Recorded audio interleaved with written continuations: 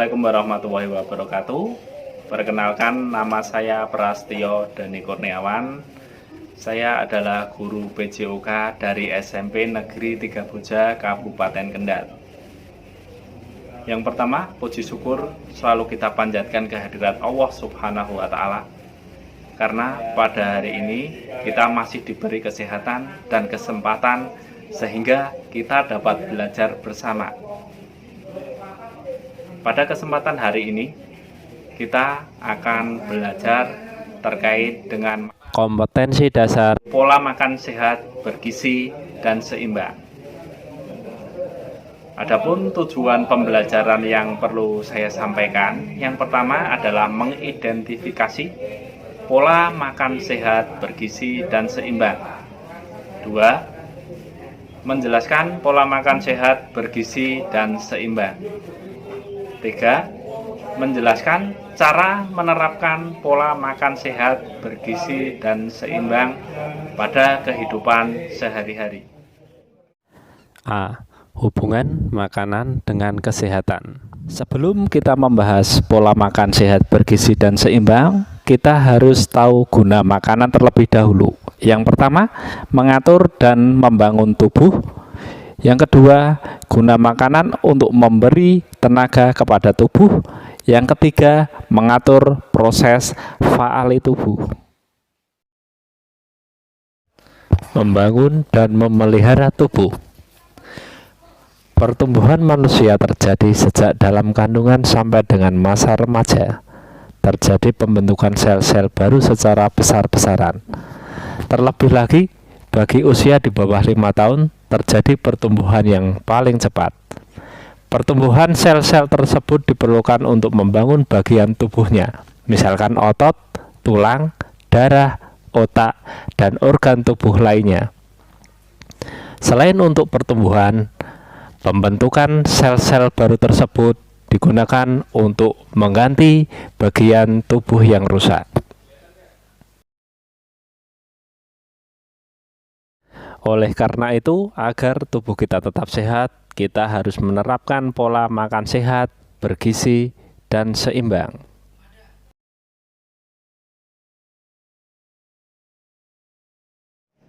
Yang kedua, guna makanan yaitu memberi tenaga kepada tubuh. Salah satu ciri-ciri manusia adalah bergerak. Gerakan yang dimaksud bisa gerak sadar maupun gerak tidak sadar. Gerak tersebut dapat terjadi apabila dalam tubuh kita terdapat tenaga atau energi. Tenaga tersebut dapat diperoleh dari makanan yang kita makan atau kita konsumsi sehari-hari.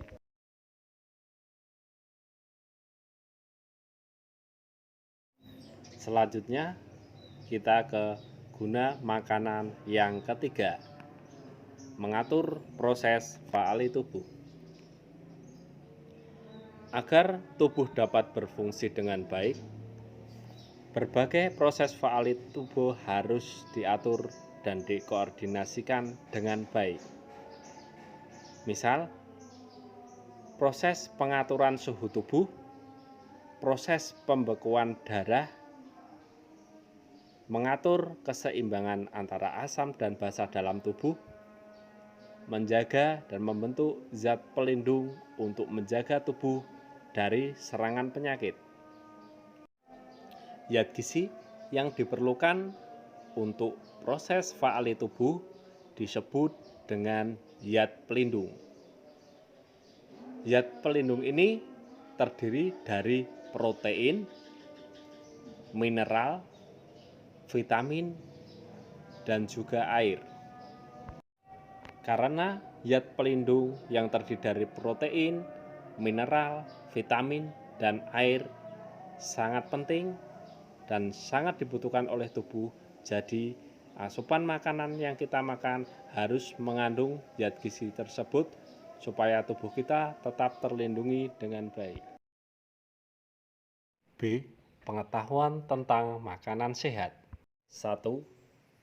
Arti makanan sehat. Makanan sehat sering disebut dengan makanan seimbang Artinya, dalam menu makanan yang kita makan harus sesuai dengan apa yang dibutuhkan oleh tubuh kita. Guna zat gizi. Zat gizi adalah zat yang sangat penting dan dibutuhkan oleh tubuh kita, di mana di dalam zat gizi tersebut mengandung karbohidrat, protein, vitamin, lemak, garam-garam mineral, dan juga air. Sesuai dengan fungsinya, zat gizi dapat digolongkan menjadi 3 macam, antara lain sebagai berikut. A. Zat tenaga yang terdiri dari hidrat arang atau karbohidrat, lemak, dan protein. Fungsi zat gizi berikutnya, yaitu yang B, adalah zat pembangun yang terdiri dari protein dan mineral. Yang C, fungsi dari zat gizi berikutnya sebagai zat pengatur. Zat pengatur terdiri dari vitamin, mineral, protein, dan juga air. 1. Hidrat arang atau karbohidrat. Hidrat arang atau karbohidrat disebut juga zat pati atau zat tepung atau zat gula.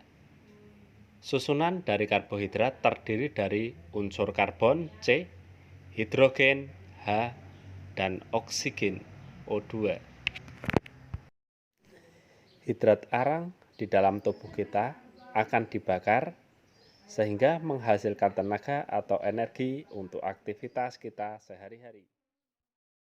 Menurut besarnya molekul, karbohidrat atau hidrat arang dibagi menjadi A. Monosakarida. Monosakarida adalah hidrat arang yang susunannya paling sederhana. Monosakarida merupakan hasil perpecahan sempurna dari disakarida dan polisakarida, yaitu hidrat arang yang susunannya lebih kompleks. Sifat monosakarida yaitu larut dalam air dan rasanya manis. Contoh monosakarida adalah glukosa, fruktosa, dan galaktosa. B. Disakarida. Dalam proses pencernaan, disakarida akan diubah menjadi monosakarida. 1 molekul disakarida terdiri dari 2 molekul monosakarida.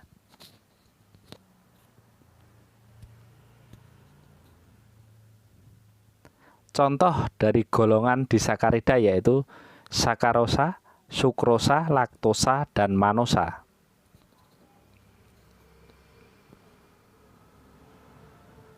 C. Polisakarida. Polisakarida terdiri dari banyak molekul monosakarida. Contoh polisakarida, pati, ekstrin, dan selulosa.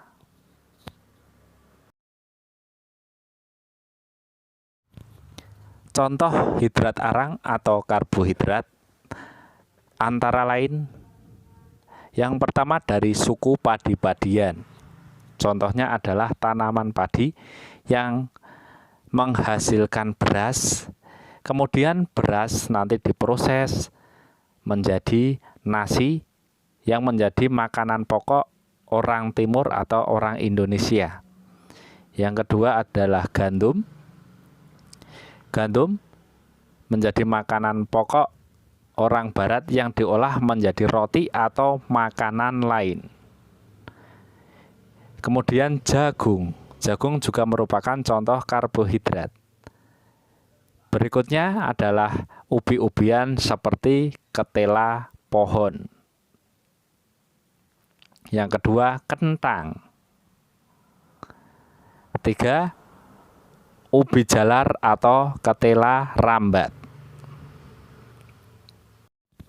Contoh ubi-ubian yang keempat adalah talas. Fungsi karbohidrat yaitu sumber energi atau tenaga, memberi rasa kenyang, dan sebagai cadangan makanan. 2. Protein. Protein berasal dari bahasa Yunani yang berarti menempati tempat pertama. Protein sering disebut sebagai putih telur sesuai dengan bahasa Belanda. Protein dibagi menjadi dua macam, satu protein nabati yang berasal dari tumbuhan, dua protein hewani yaitu protein yang berasal dari hewan.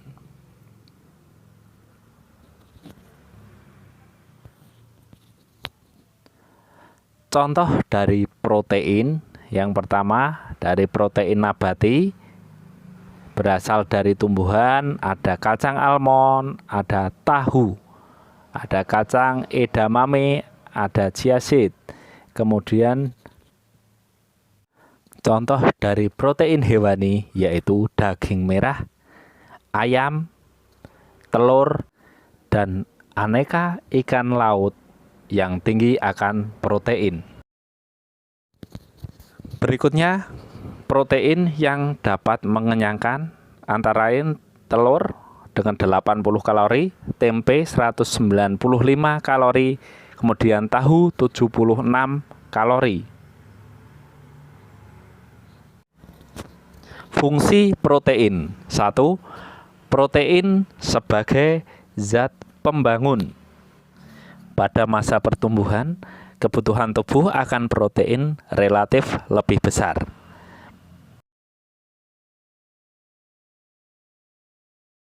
2. Protein sebagai zat pengatur. Baik secara langsung maupun tidak langsung, di dalam tubuh protein mengatur berbagai proses, antara lain. Pertama, protein merupakan bagian dari hemoglobin. Yang kedua, sebagai protein plasma. Ketiga, sebagai protein darah. Yang keempat, untuk kekebalan terhadap penyakit. 3. Lemak. Lemak terdiri dari unsur karbon C, hidrogen H, dan oksigen atau O2. Fungsi lemak adalah 1. Sebagai sumber tenaga atau sumber energi. Yang kedua, sebagai pelarut vitamin A, D, E, dan vitamin K. 4. Mineral. A. Mineral sebagai zat pembangun. Sebagai zat pembangun, mineral berperan dalam pembentukan jaringan tubuh, misalnya kalsium dan fosfor yang berfungsi sebagai pembentuk tulang dan gigi. B. Mineral sebagai zat pengatur. Sebagai zat pengatur, mineral berfungsi antara lain sebagai berikut. 1. Keseimbangan asam basa. 2. Proses pembekuan darah.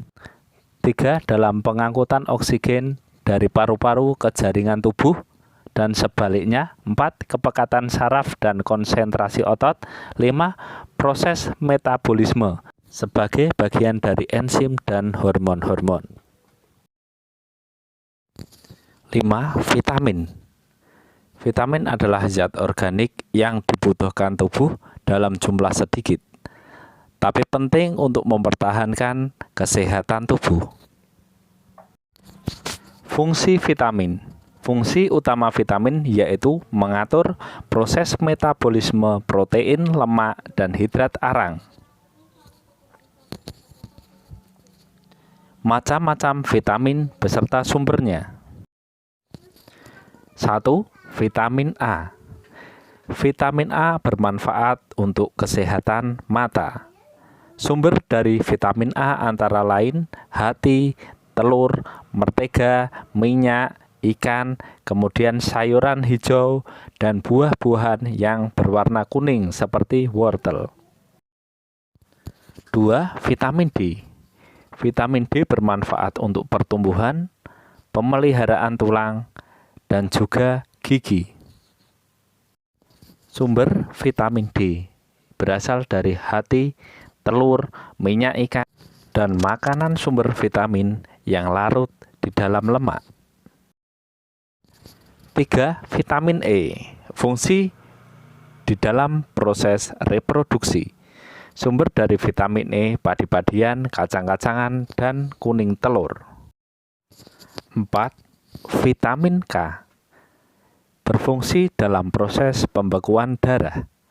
Sumber dari vitamin K adalah daging, daun-daunan hijau, dan hati. 6. Air. Air adalah zat gizi yang paling dibutuhkan tubuh, nomor 2 setelah oksigen. Pengetahuan tentang gizi salah. Gizi salah adalah kondisi ketidakseimbangan antara gizi yang dikonsumsi oleh tubuh dan gizi yang dibutuhkan tubuh. Sekian video pembelajaran ini. Semoga video ini dapat bermanfaat untuk pembelajaran. Wassalamualaikum warahmatullahi wabarakatuh. Salam olahraga.